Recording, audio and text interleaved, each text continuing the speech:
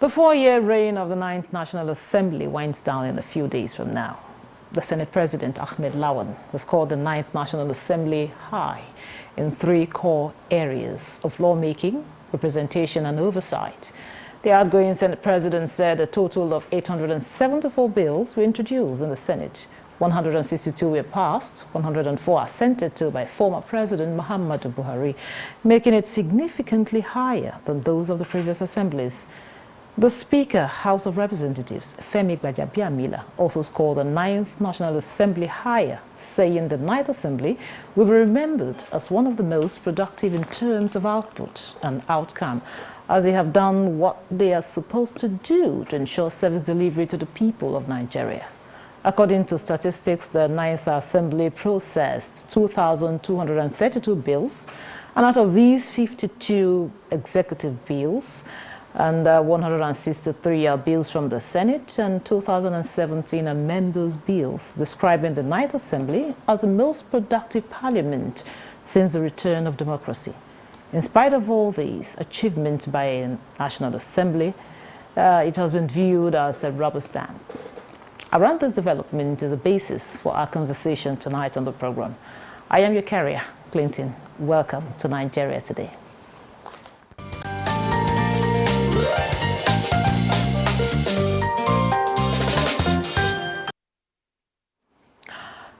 Joining us in the studio to discuss this is the Chief Executive, Connected Development Code, Hamzat Lawal. Good to have you with us.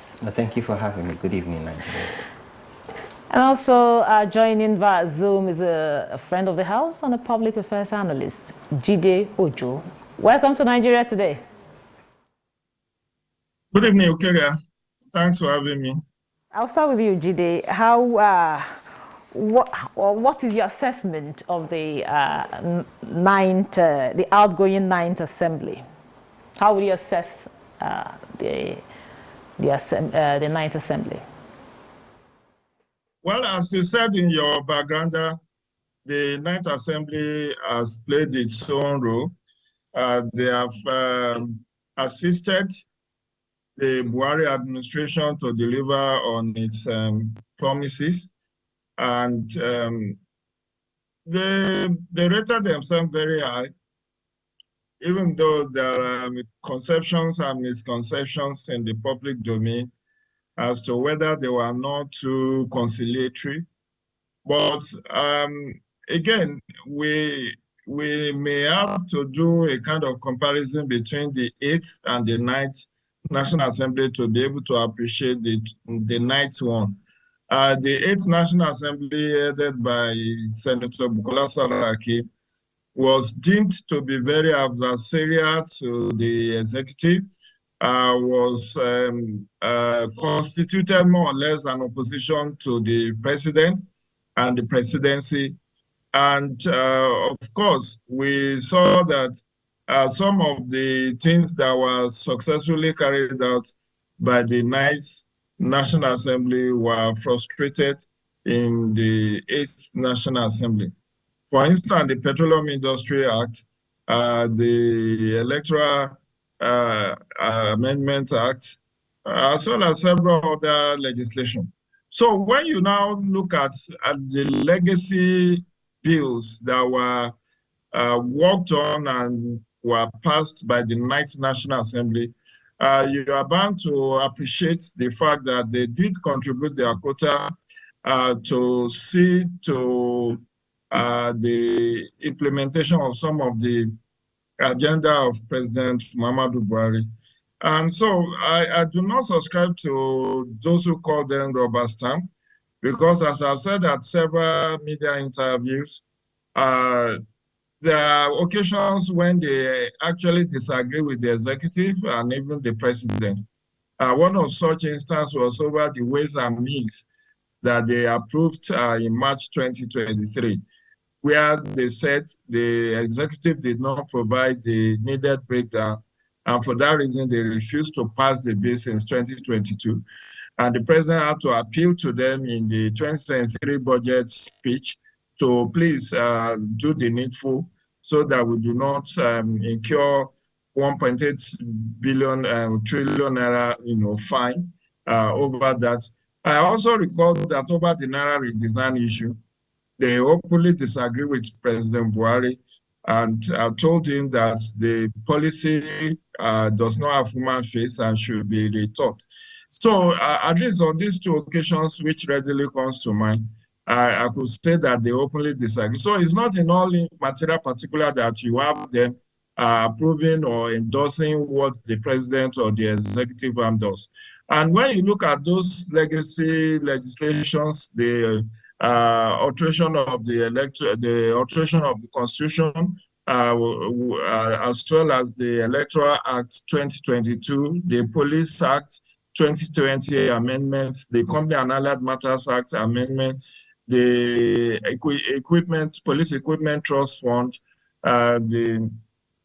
as well as the anti-corruption laws, the Process of Crime Act, the Anti-Terrorism Law, the Anti-Money Laundering Law. These are some of the very legacy legislation that was passed by the Ninth National Assembly, to which we hold them tons of gratitude. And unfortunately, again, the public feels that National Assembly or our Assembly are not doing enough. They claim that they are overpaid and underworked and all of that. But it's generally lack of understanding of the way Parliament works. That the fact that the Constitution says they should work for 181 days in plenary does not mean that other days they do not work. They do have committee meetings, or they go on oversights, they carry out probes, they do quite a lot more outside of plenary. So when people say, oh, they are overpaid, they underwork, it's also not true. But again, it's misgivings people have in the public space. You hear, so that we'll hear from Hamzat.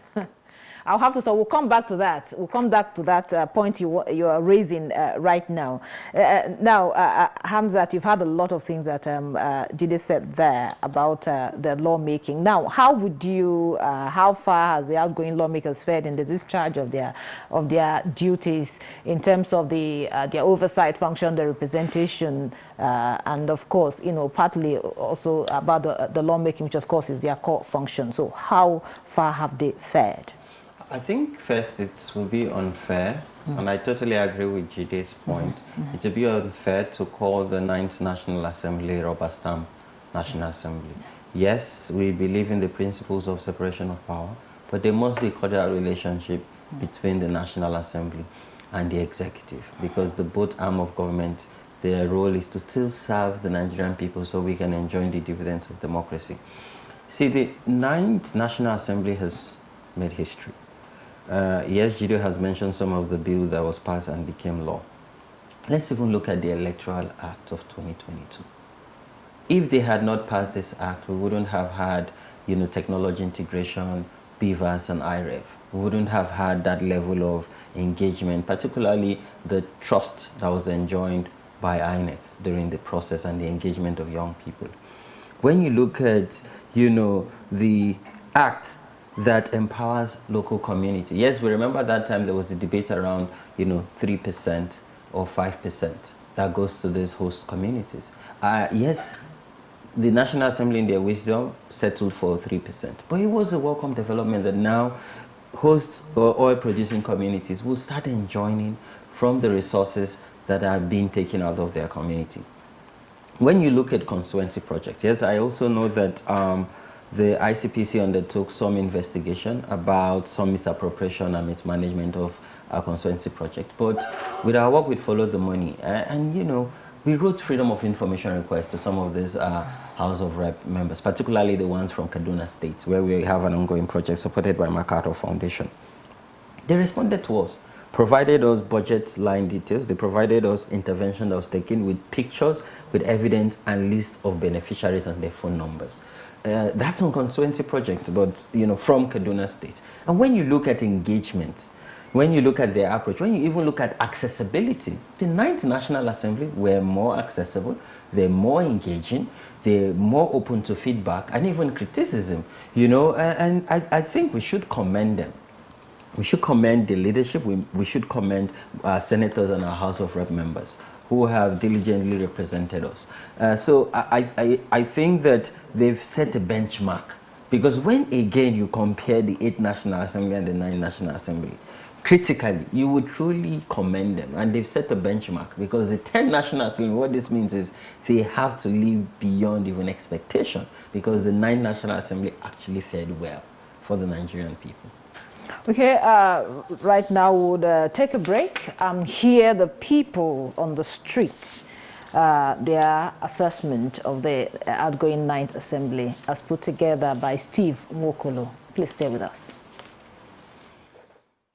In the last 4 years, we've seen a lot of collaborations between the House of Reps and the presidency, especially when it comes to issues that affect the people. And we hope that the incoming National Assembly will learn from it and also improve on what the successes of the outgoing National Assembly. I think it's a rare privilege. I have to give encomium to the National Assembly, especially the House of Representatives. I think the House of Representatives, led by the Speaker, Femi Beabiamila, has performed creditably very well as compared to that of the Senate. I think the Senate didn't do up to what the Nigerian was expecting from them, because the rules of economic booms lies much on the Senate. Generally, we hope for a better day, we hope for a better future. We'll look at the disadvantages of the 9th Assembly to improve on their legislative to better represent Nigerians.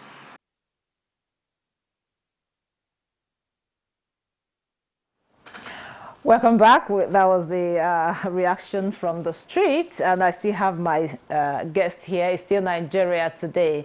Jide, you have the reaction of the people there. Now, what's your take on some of the issues raised there?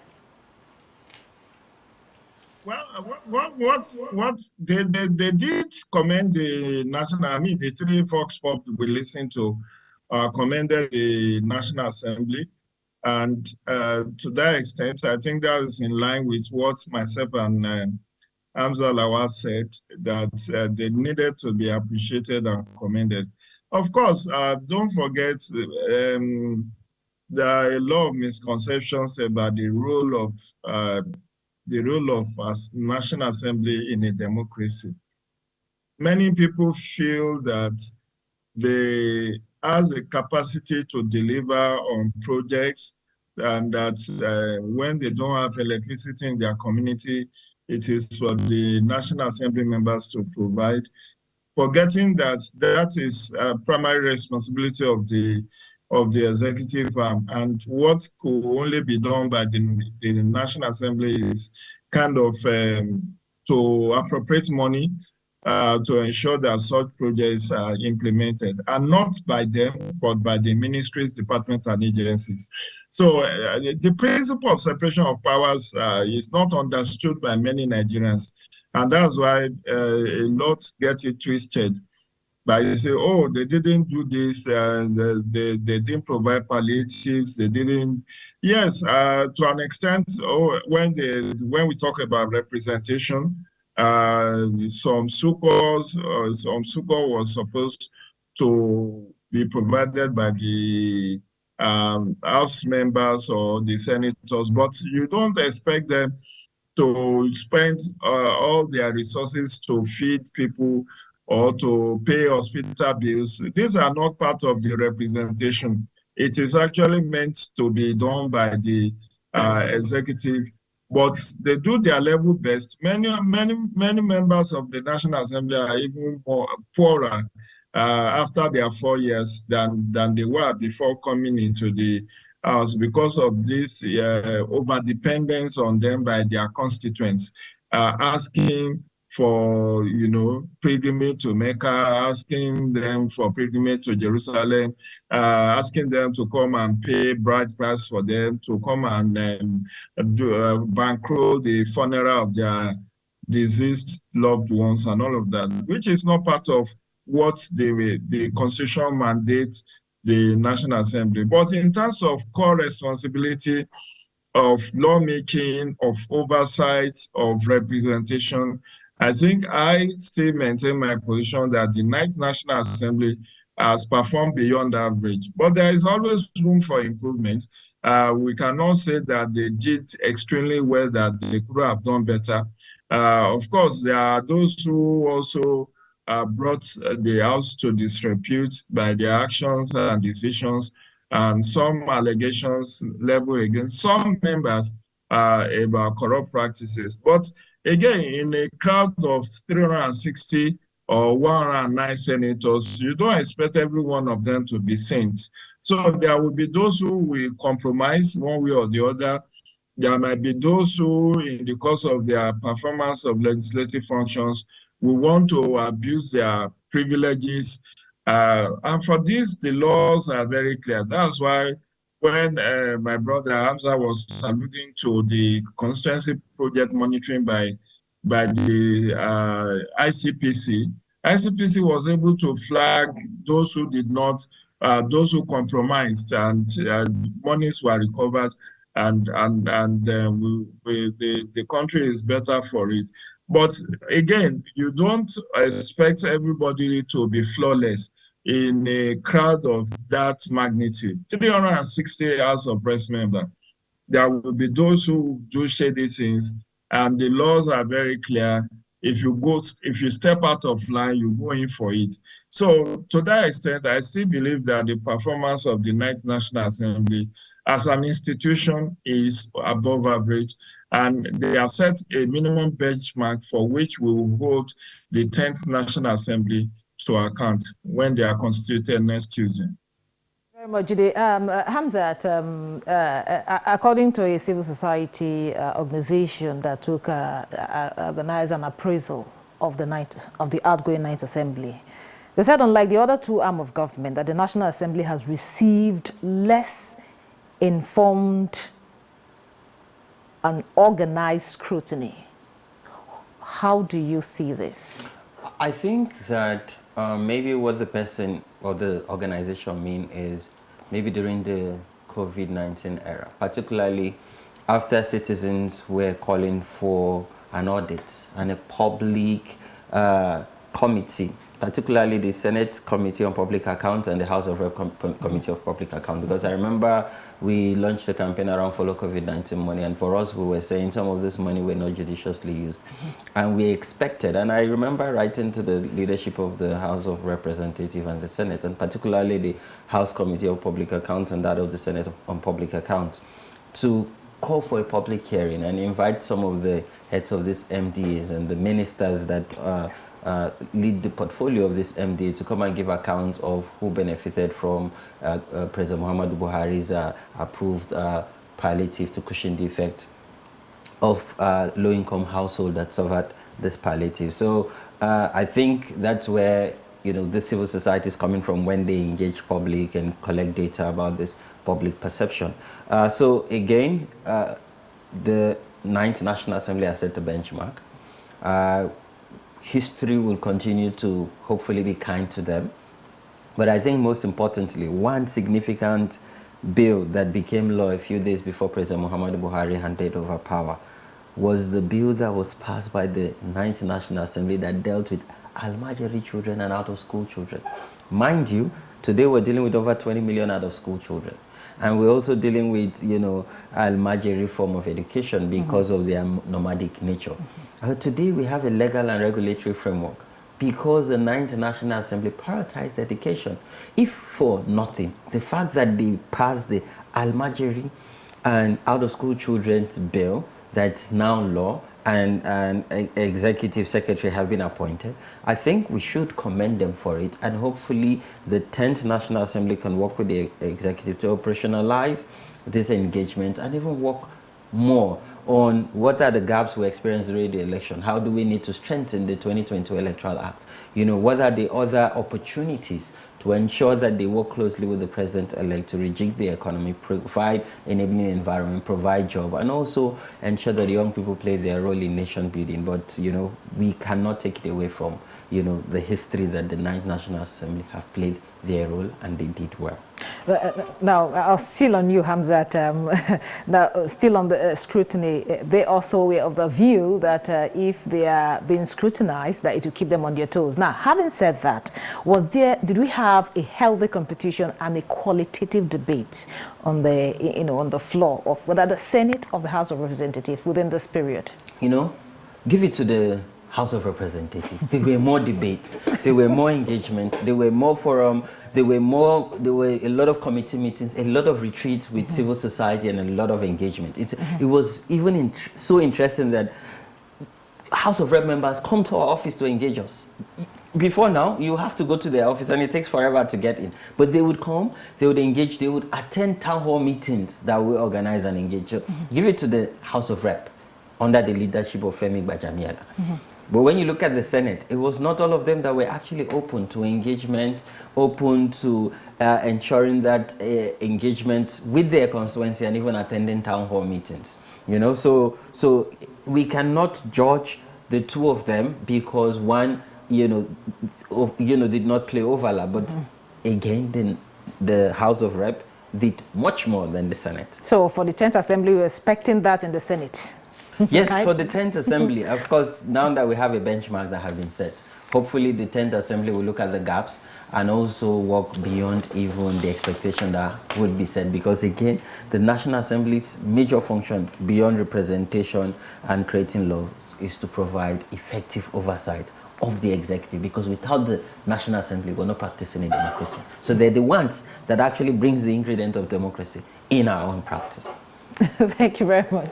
Now, Jide, in your opinion, how impactful were the bills, of course, that were eventually, for those that were assented, that eventually became law, how impactful were they on the citizenry? Well, the 4 years in the life of a nation is very small. And sometimes the fact that a bill is signed today does not mean the implementation will be with immediate effect. There is still usually a time lag within which implementation will kickstart. Let me give you one veritable instance. This Ninth National Assembly, after the constitutional alteration of 2018, where the president approved the financial autonomy for state House of Assembly and state judiciary. The governors forum as a whole were against the implementation of that law. And when the president published Executive Order 10, the governors took the president to court to say that he has overreached himself. But the 10th National Assembly did further legislative work on that same bill. And today, all the